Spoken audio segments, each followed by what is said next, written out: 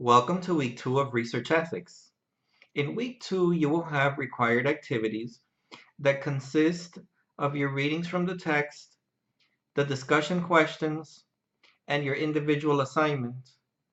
Through the completion of those required activities, you will fulfill the week 2 learning objectives.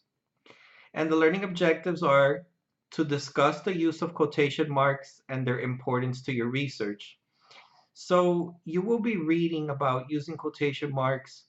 And when you use quotation marks, you're basically copying from your source and you are giving validity to the analysis that you're making on a particular topic. So not only you give credit to the source where you got the information from, but you are giving yourself credibility that your analysis is supported by an expert in the field. So let's say you've taken a couple of business courses already and a couple of management courses, and you're going to write about effective management. And that's kind of broad. So maybe you write about effective management in turbulent times or managing during a time of crisis. And that could be, internally if there's a crisis within the organization, or maybe there's a crisis due to external factors, such as a new technology that's being implemented, or as a result of the economic climate. And how is the organization responding to this? So how do you effectively manage in times of change? And that could even be another topic that you're writing about, managing in a time of change. So when you get to a point that you want to give validity to a part of the analysis, when you get to a part of your analysis that you want to say uh, effective management is best when supervisors have a certain number of employees reporting to them. Let's say 5 versus 15, a supervisor can be more effective, unless they empower and let's say they have 20 employees under them. Well, they empower 5, and then those 5 are responsible for a group of the remainder of the employees. Well, when you get to that part and you want to give validity to what you're saying about the ratio of employees to the manager, you will probably be using quotation marks from a journal, from a peer-reviewed journal in the management field, from like the Academy of Management, leadership journals that are peer-reviewed. And that will definitely give validity to your analysis. Now, keep in mind, in order for it to be a quote, it has to be less than 40 words. So as long as you have less than 40 words, you can quote and copy from your source. If it's more than 40 words, it's no longer a quote, it's called a block quote, and that's something that you will probably learn later on as you move forward in your career. But that is what the use of quotation marks is. It gives importance to your research because you're you're wanting to claim that you are a subject matter expert, let's say in management or in statistics or in accounting, and then you want to bring a journal that is credible in that field to support what you are writing. And then remember, it's less than 40 words. And remember that quoted materials have to include a citation. And the difference between a regular citation and a citation that you would use when you quote is that the author's last name and the publication year has to be in the citation, as well as the page and the paragraph number of where you got the quote from. And that is what the importance of the quotation marks is, that you're letting the reader know that you copied that from a credible source, that is not, you're admitting that it's not your own work, you're using it to give validity to your analysis.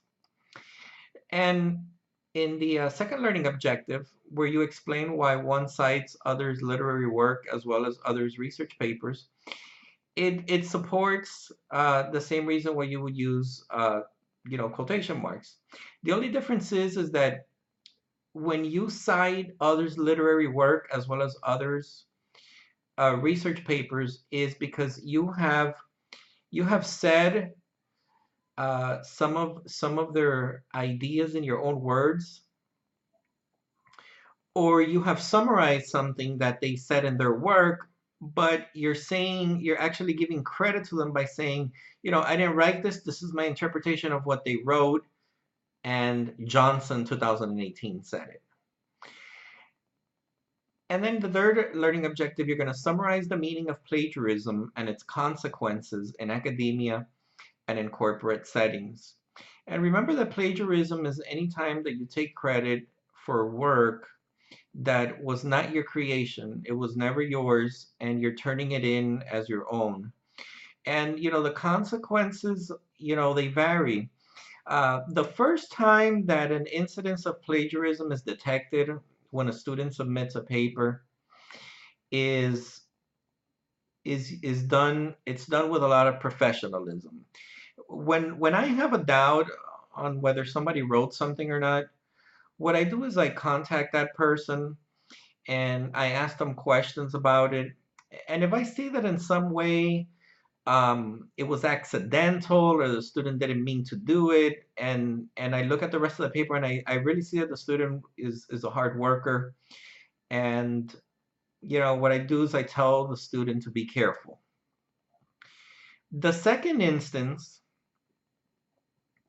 uh, usually goes on the student's record in the class. The professor can contact the academic department or the department chair of that department and let them know that um, there was an incident. Uh, the professor used his or her discretion because they filed it as accidental. However, there was a second incident where there is evidence of plagiarism, so they make a notation, on the file. On the third instance, the student usually gets an F, and on the fourth instance, the student can actually get dismissed. Okay, that's usually what takes place. In some instances, it could be harsher. In the steps that I mentioned, one of the layers can be eliminated. The first time can be a warning. The second time can be um, reported and placed in the student's file with an F, and then the third instance could be dismissal. It all depends, but those are usually the consequences in academia. In corporate settings, it gets more serious. It goes into copyright infringement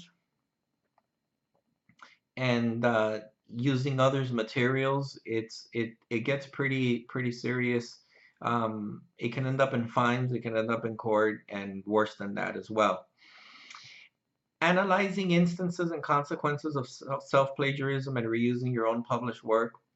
And what I'll tell you about this is a lot of individuals don't realize this and they feel that they're not doing anything wrong. Um, I took, I can say I'm in management 201, and I passed it and I did a paper on successful theories of motivation.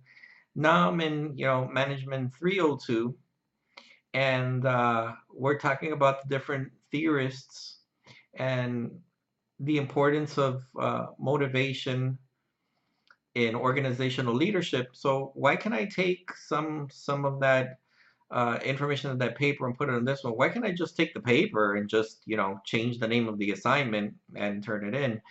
Well, that's called recycled work. Okay. When you analyze instances and consequences of self-plagiarism and reusing your own published work, that is called recycled work. It means that you did not produce original work for that topic or for that journal or for that class for that particular assignment. So it means that you did not go through that academic rigor required. So that gray area called recycling is considered plagiarism, and it's not allowed. I mean, you can take parts of a paper that you did in the past that may give some validity to this new fresh assignment that you're doing. However, you don't want to take work that you've done before and submit it as a new paper in a class.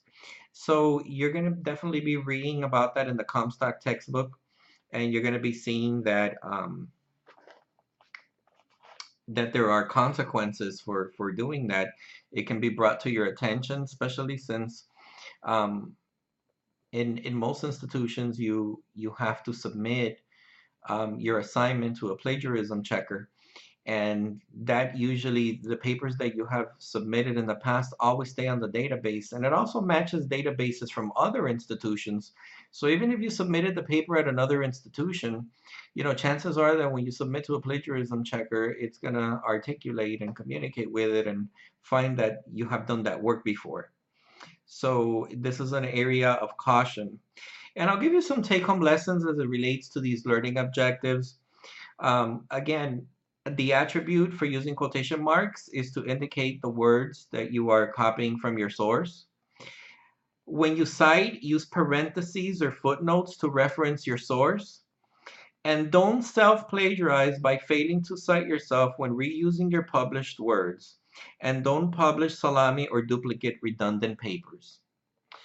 I wish you good luck in week 2. If you have any other questions, we can probably address them either in the online classroom, or you can email me or give me a call.